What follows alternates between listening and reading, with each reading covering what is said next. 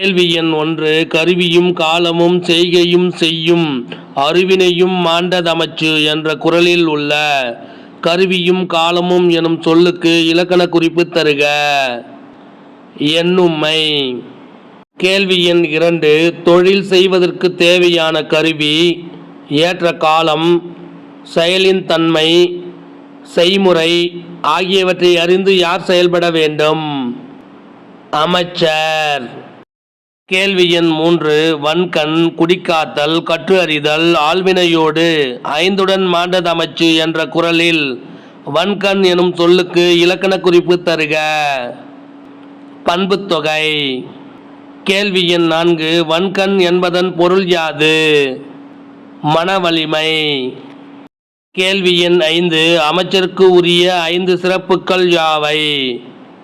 மனவலிமை, குடிகளை காத்தல், ஆட்சி முறைகளை கற்றல், நூல்களை கற்றல், விடாமுயற்சி. கேள்வி எண் 6. மதிநுட்பம் நூலோடு உடையார்க்கு கதிநுட்பம் யாவுல முன் நிற்பவை என்ற குறள் உணர்த்தும் செய்தி யாது? இயற்கையான நுண்ணறிவு, நூலறிவு இவற்றை உடையவர்கள் முன் எந்த சூழ்ச்சியும் நிற்க இயலாது. கேள்வி எண் 7. செயற்கை அறிந்த கடைத்தும் உலகத்து இயற்கை அறிந்து செயல் என்ற குறள் உணர்த்தும் செய்தி யாது?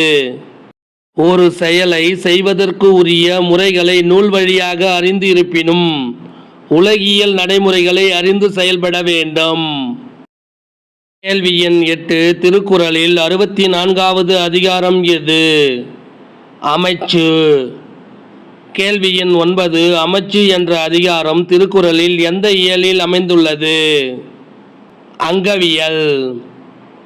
கேள்வி எண் 10. அங்கவியல் என்ற இயல் திருக்குறளில் எந்த பாலில் இடம்பெற்றுள்ளது? பொருட்பால். கேள்வி எண் 11. பொருள் அல்லாவரை பொருளாகச் செய்யும் பொருள் அல்ல தில்லை பொருள் என்ற குறட்பாவில் பயின்று வரும் அணி எது? சொற்பொருள் பின்வரு நிலை அணி. கேள்வி எண் 12. பொருள் அல்லவரை பொருளாக செய்வது எது? செல்வம். கேள்வி எண் 13. சொற்பொருள் பின்வரு நிலையணி என்றால் என்ன? செய்யுளில் முன்னர் வந்த சொல் அதே பொருளில் பலமுறை வருவது சொற்பொருள் பின்வரு நிலையணி எனப்படும். கேள்வி எண் 14. அரணேனும் இன்பமும் ஈனும் திறனிறைந்து தீதின்றி வந்த பொருள் என்ற குறளில் வந்த பொருள் எனும் சொல்லுக்கு இலக்கண குறிப்பு தருக. பெயரெச்சம். கேள்வி எண் 15. அறத்தையும் இன்பத்தையும் தருவது எது? முறையறிந்து தீமையற்ற வழியில் சேர்த்த பொருள். கேள்வி எண் 16. அருளோடும் அன்போடும் வாரா பொருளாக்கம் புல்லார் புரளவிடல் என்ற குறளில் வாரா பொருளாக்கம் எனும் சொல்லுக்கு இலக்கண குறிப்பு தருக. ஈறுகெட்ட எதிர்மறை பெயரெச்சம். கேள்வி எண் 17. எத்தகைய பொருளை ஏற்காமல் நீக்கிவிட வேண்டும்? மற்றவர்களிடம் இருந்து இரக்கமும் அன்பும் இல்லாமல் ஈட்டும் பொருள். கேள்வி எண் 18. வாரா பொருள் ஆக்கம் என்ற சொல்லில் பொருள் என்பதன் பொருள் யாது? செல்வம். கேள்வி எண் 19. வாரா பொருளாக்கம் என்ற சொல்லில் ஆக்கம் என்பதன் பொருள் யாது?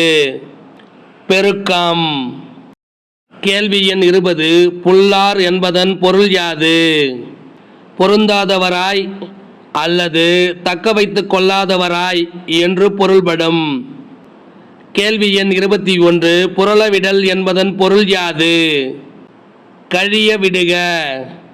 கேள்வி எண் 22. குன்றேறி ஏனை போர் கன்றாற்றல் தன் கைத்து ஒன்று உண்டாக செய்வான் வினை என்ற குறளில் பயின்று வரும் அணி எது?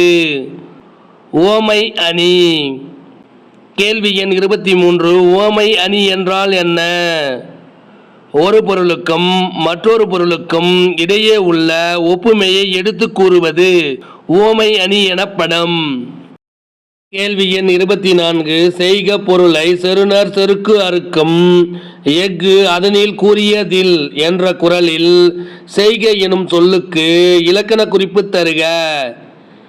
வியங்கோல் வினைமுற்று. கேள்வி எண் 25 செருணர் என்பதன் பொருள் யாது? பகைவர். கேள்வி எண் 26 திருக்குறள் கூறும் பகைவனை வெல்லும் கூறான ஆயுதம் எது? உழைத்ததால் கிடைத்த ஊதியம். கேள்வி எண் 27 திருக்குறளில் 76வது அதிகாரம் எது? பொருள் செயல் வகை அதிகாரம்.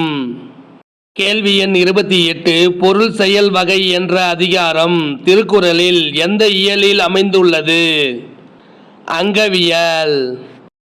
கேள்வி எண் 29 தொழுத கை உள்ளும் படை ஒடுங்கும் ஒன்னார் அழுத கண்ணீரும் அனைத்து என்ற குறள் இடம்பெற்ற அதிகாரம் எது? கூடா நட்பு. கேள்வி எண் 30 பகைவரின் தொழுது நிற்கும் கைகளினுள் எது மறைந்திருக்கும்? கொலைக்கருவி. கேள்வி எண் 31 பகைவரின் அழுத கண்ணீரினுள் எது மறைந்திருக்கும்? வஞ்சகம். கேள்வி எண் 32 திருக்குறளில் 83வது அதிகாரம் எது? கூடா நட்பு. கேள்வி எண் 33 கூடா நட்பு என்ற அதிகாரம் திருக்குறளில் எந்த இயலில் உள்ளது? அங்கவியல். கேள்வி எண் 34 அன்பிலன் ஆன்ற துணையிலன் தான் துவான் என்பரியும் ஏதிலான் துப்பு என்ற குறள் இடம்பெற்ற அதிகாரம் எது? பகை மாட்சி. கேள்வி எண் 35 யாரால் பகைவரின் வலிமையை எதிர்கொள்ள முடியாது? சுற்றத்தாரிடம் அன்பு இல்லாமலும் பொருந்திய துணை இல்லாமலும் வலிமை இல்லாமலும் இருந்தால் பகைவரின் வலிமையை எதிர்கொள்ள முடியாது. கேள்வி எண் 36 அஞ்சும் அறியான் அமைவிலன் ஈகலான் தஞ்சம் எளியான் பகைக்கு என்ற குறள் இடம்பெற்ற அதிகாரம் எது? பகை மாட்சி. கேள்வி எண் 37 யார் எளிதில் பகைக்கு ஆட்பட நேரும்? மனதில் துணிவு இல்லாதவராய் அறிய வேண்டியவற்றை அறியாதவராய் பொருந்தும் பண்பு இல்லாதவராய் பிறருக்கு கொடுத்து உதவாதவராய் இருந்தால் எளிதில் பகைக்கு ஆட்பட நேரும். கேள்வி எண் 38 திருக்குறளில் 87வது அதிகாரம் எது? பகை மாட்சி. கேள்வி எண் 39 பகை மாட்சி என்ற அதிகாரம் திருக்குறளில் எந்த இயலில் உள்ளது? அங்கவியல். கேள்வி எண் 40 ஆள்வினையும் ஆன்ற அறிவும் என விரண்டின் நீள்வினையால் நீளும் குடி என்ற குறள் இடம்பெற்ற அதிகாரம் எது? குடி செயல் வகை அதிகாரம். கேள்வி எண் 41 நீள்வினை எனும் சொல்லுக்கு இலக்கண குறிப்பு தருக. வினைத்தொகை. கேள்வி எண் 42 யாருடைய குடி உயர்ந்து விளங்கும்? விடாமுயற்சி சிறந்த அறிவாற்றல் ஆகிய இரண்டையும் இடைவிடாமல் பின்பற்றுபவரின் குடி உயர்ந்து விளங்கும். கேள்வி எண் 43 குற்றம் இலானாய் குடி செய்து வாழ்வானை சுற்றமாய்ச் சுற்றும் உலகு என்ற குறள் இடம்பெற்ற அதிகாரம் எது? குடி செயல் வகை அதிகாரம். கேள்வி எண் 44 உலகத்தார் யாரை உறவாக கொண்டு போற்றுவார்?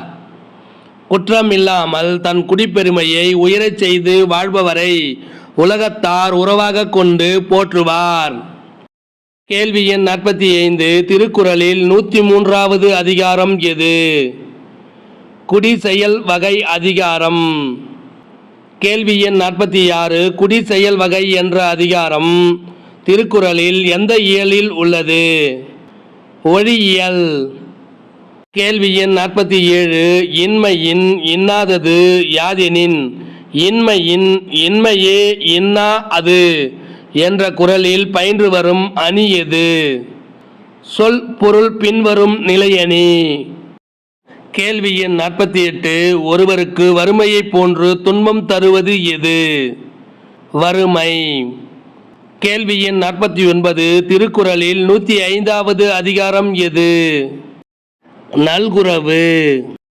கேள்வி எண் 50 நல்குரவு என்ற அதிகாரம் திருக்குறளில் எந்த இயலில் உள்ளது? ஒழியியல். கேள்வி எண் 51 கரப்பு இடும்பை இல்லாரை காணின் நிரப்பு இடும்பை எல்லாம் ஒருங்கு கெடும் என்ற குறள் எந்த அதிகாரத்தில் இடம்பெற்றுள்ளது? இரவு. கேள்வி எண் 52. கரப்பு இடும்பை இல்லார் என்பதன் பொருள் யாது? தம்மிடம் உள்ள பொருளை மறைத்து வைத்தல் என்னும் துன்பத்தை தராத நல்லவர்.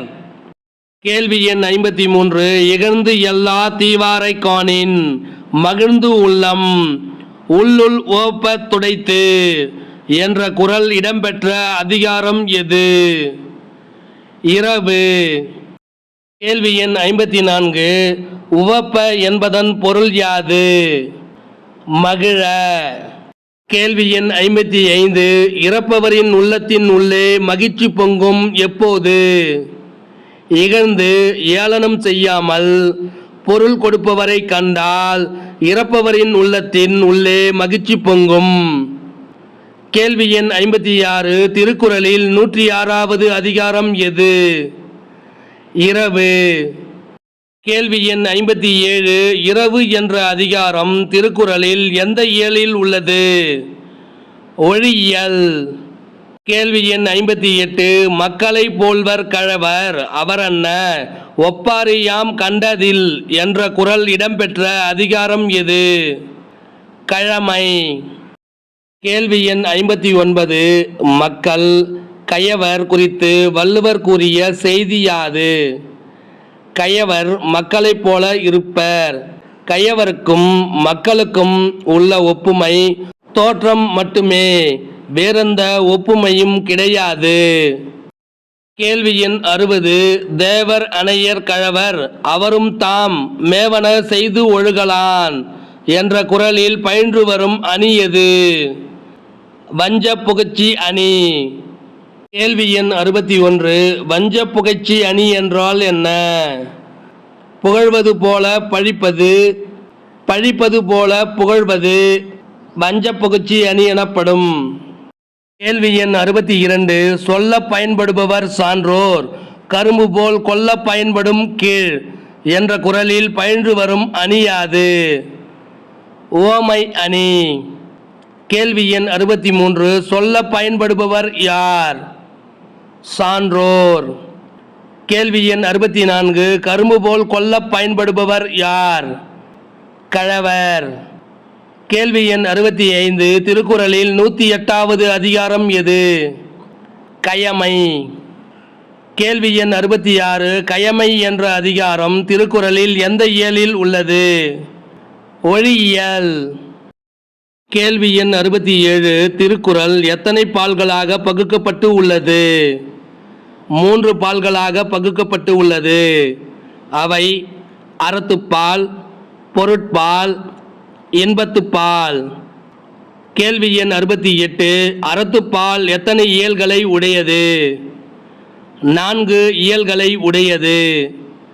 அவை ஆயிரவியல், இல்லறவியல், துறவறவியல், ஊழியல். ஆயிரவியல் 4 அதிகாரங்களை கொண்டது. இல்லறவியல் 20 அதிகாரங்களை கொண்டது. துறவறவியல் 13 அதிகாரங்களை கொண்டது. ஊழியல் 1 அதிகாரத்தை கொண்டது. கேள்வி எண் 69. அறத்துப்பால் மொத்தம் எத்தனை அதிகாரங்களை கொண்டது? 38 அதிகாரங்களை கொண்டது. கேள்வி எண் 70. பொருட்பால் எத்தனை இயல்களை உடையது? 3 இயல்களை உடையது. அவை அரசியல், அங்கவியல், ஒழிப்பியல். அரசியல் 25 அதிகாரத்தை கொண்டது. அங்கவியல் 32 அதிகாரத்தை கொண்டது. ஒழிப்பியல் 13 அதிகாரத்தை கொண்டது. கேள்வி எண் 71. பொருட்பால் மொத்தம் எத்தனை அதிகாரங்களை கொண்டது? 70 அதிகாரங்களை கொண்டது. கேள்வி எண் 72. இன்பத்துப்பால் எத்தனை இயல்களை உடையது? 2 இயல்களை உடையது. அவை களவியல், கற்பியல். களவியல் 7 அதிகாரத்தை கொண்டது. கற்பியல் 18 அதிகாரத்தை கொண்டது. கேள்வி எண் 73. இன்பத்துப்பால் மொத்தம் எத்தனை அதிகாரங்களை கொண்டது? 25 அதிகாரத்தை கொண்டது. இந்த வினா விடை உங்களுக்கு பிடிச்சிருந்தா சின்னதாக ஒரு லைக் பண்ண மறக்காதீங்க. தேங்க்யூ.